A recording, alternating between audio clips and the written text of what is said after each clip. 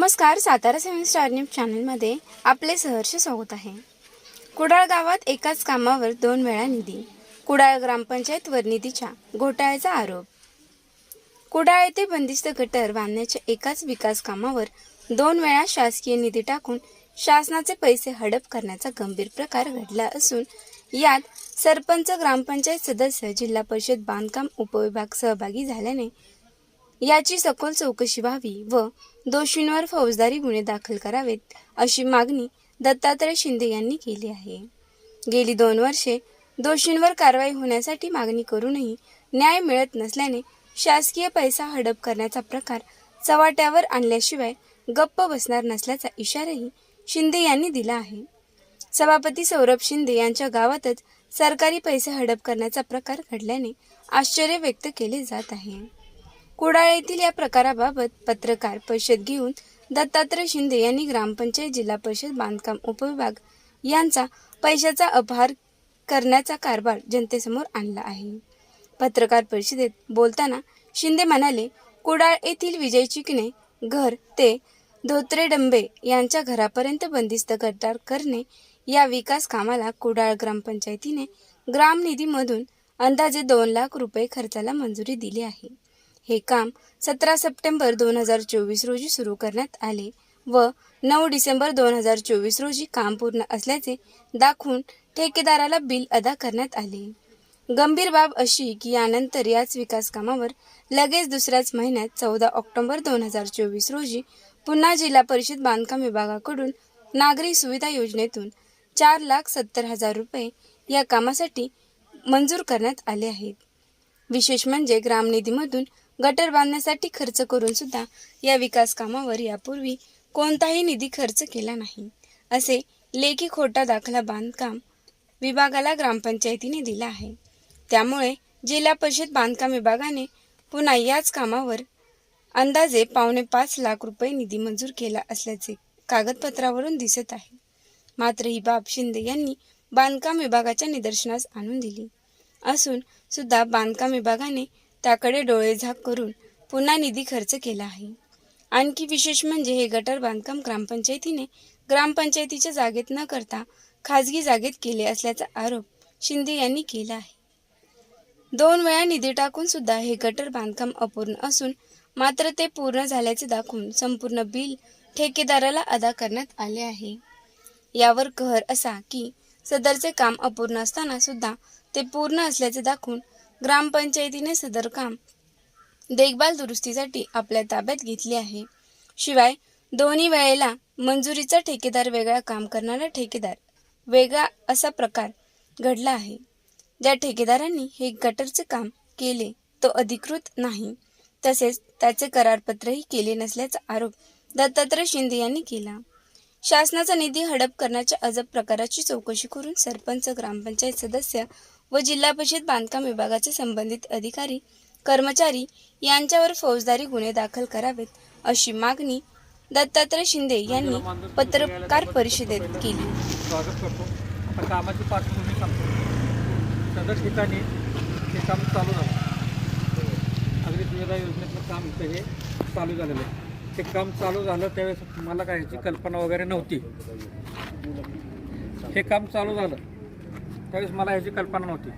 ज्यावेळेस इथं हे गटर बांधकाम नाला काढला त्यावेळेस आमचं एरियात असल्यामुळं निदर्शनास आलं की इथं काम चालू झालेलं आहे। हे काम चालू झाल्यानंतर 10/3/2024ला 10/3/2025ला ह्या कामाच्या माहिती संदर्भात मी ग्रामपंचायतीकडे अर्ज दिला की बाबा सदरचं काम हे रस्ता तहसीलदारांना दिलेल्या रस्ता रजिस्टरनुसार नसून सदरचं चाललेलं काम रस्ता तहसीलदार यांनी ग्रामपंचायतीला 1952 साली दिलेल्या रस्ता रजिस्टरप्रमाणे नसून ते वैयक्तिक जागेत चाललेलं आहे आणि ते थांबवून रस्ता रजिस्टरनुसार ते काम करण्यात यावं असं मी ग्रामपंचायतीला अर्ज दिलेला आहे। सदरचा अर्ज ग्रामविकास अधिकाऱ्यांनी स्वतःच्या सही शिक्क्यानुसार स्वीकारलेला आहे। तदनंतर त्या ग्रामपंचायतीच्या माझ्या दिलेल्या हरकत अर्जावर 27/3/2024ला ग्रामपंचायतीचा ठराव झाला। त्या ठरावामध्ये सरपंचांच्या समितीने सरपंचांनी ठराव असा घेतला की धोत्रे व किरवे यांच्या सहमतीपत्र घेऊन इथून नाला खाली नेण्यात यावा आणि ते काम चालू करण्यात यावं असा ठराव झालेला आहे। तदनंतर कामाचे गटरमध्ये कामाचे बार उभे राहिले। मी परत 16/4/2025ला ग्रामपंचायतीला दुसरा अर्ज दिला की 24 तारखेला यात्रा उत्सव आहे, शासन काट्यांचा कार्यक्रम सुद्धा चौकात चालतो, तिथले बार सगळे कापून टाका आणि जागा मधून देवस्थानच्या जागा या कार्यक्रमासाठी जागा मोकळी करा असा अर्ज दिला होता 16/4/2025ला. तरी हे काम चालू झालं. तोपर्यंत मला माहीत नव्हतं की हे काम नागरी सुविधातलं आहे. मग मी परत हे काम पूर्ण झाल्यानंतर मी माहितीच्या अधिकारात अर्ज दिला की सदरचं धोत्रे किरू यांच्या वैयक्तिक जागेतून झालेलं काम याची माहिती द्या. त्या कामाची माहिती मला माहिती अधिकाराखाली देताना ग्रामपंचायत अधिकाऱ्यांनी सदरचं काम हे ग्रामनिधीतून विजय चिकणे घर ते धोत्रे डंबेकर असा झालेलं मला माहितीच्या अधिकारातून उत्तर दिलं. सदरचं काम हे धोत्रे व किरवे यांच्या घरामधल्या कामाची मी चौकशी विचारत होतो. तर सदरच्या कामासाठी ग्रामनिधीतून मयूर शिंदे यांनी 2 लाखाचे काम केलेले आणि ते काम धोत्रे गटापर्यंत पूर्ण केलं. तो अगोदरचं स्लॅब आहे का? तिच्या घरात उत्तर दिलं.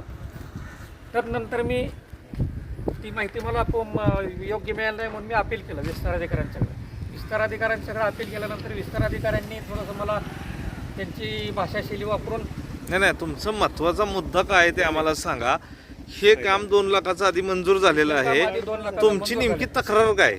हे काम 2 लाखाचं मंजूर झालेलं आहे आणि त्याच कामाचा परत निधी नागरी सुविधेमधून झाला. म्हणजे या कामाला डबल निधी पडलेला आहे. एकाच कामावर डबल निधी पडला. दुसरा निधी कुणाचा पडलेला आहे? नागरी सुविधा कुणी टाकलेला आहे तो?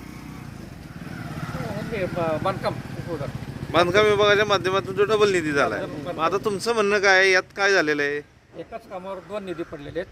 माझा मूळ मुद्दा किती दिवसात 2 निधी पडलेत? एक साधारणपणे 1.5 महिन्याचा कालावधी. दोन्ही कामाचे पूर्णत्वाचे दाखले माझ्याकडे आता आहेत. हा, आणि काम एकच आहे? काम एकच आहे, मग शिक्षक एकच आहे, ते पण अपूर्ण आहे. शिष्य एकच आहे, काम एकच आहे. किती रुपयाचा निधी पडलाय तुम्ही माहितीच्या अधिकारात तुमच्या? ग्रामनिधीतून 2 लाखाचा पडला आणि नागरी सुविधातून 5 लाखाचा. 7 लाख रुपये? 7 लाख रुपयाचं काम आहे का नाही? मग नाही. किती रुपयाचं काम आहे तुमचं? काय मत आहे? ते तांत्रिक अधिकाऱ्यांनी हे करायचं.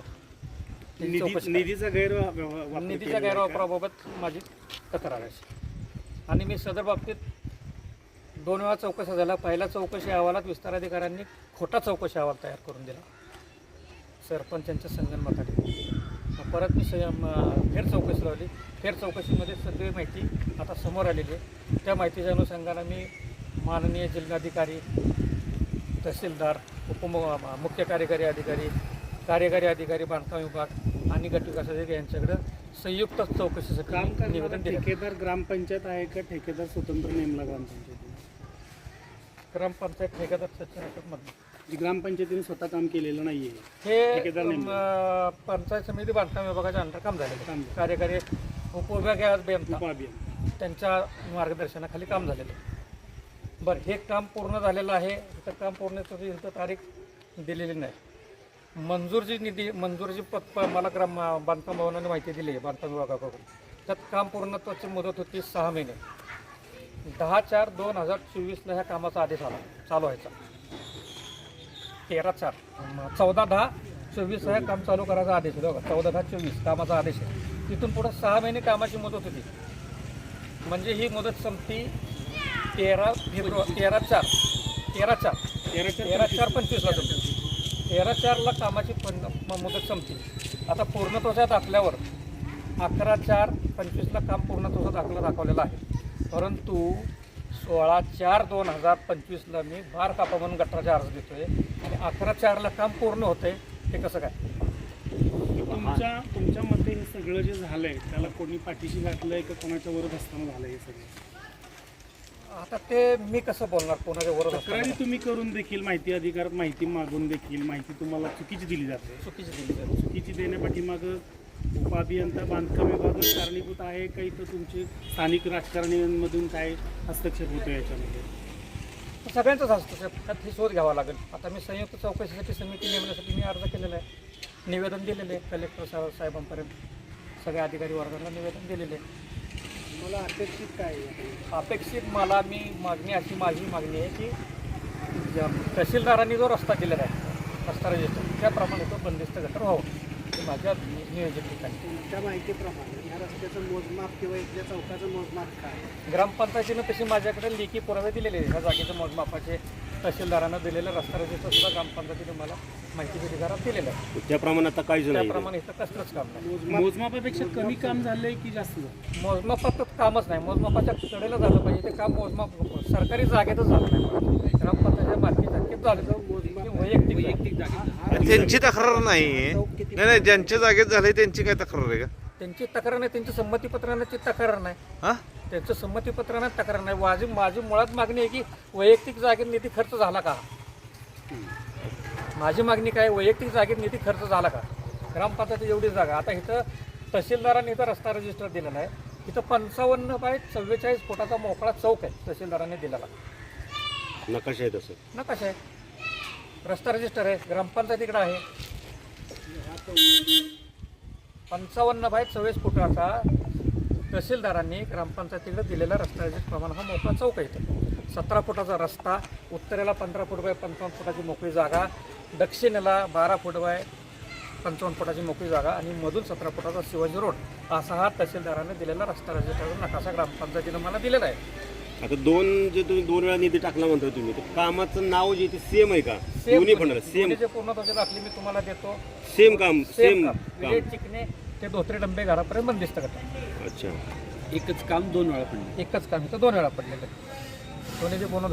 दुसरी गोष्ट अशी, हे काम ग्रामनिधीतनं झालं त्यावेळी सरपंचांचा स्वतःचा सही शिक्क्यानुसार ग्रामपंचायत सदर बांधकाम विभागाकडे दाखला आहे की सदर काम यापूर्वी कोणत्याही निधीतून मंजूर नाही.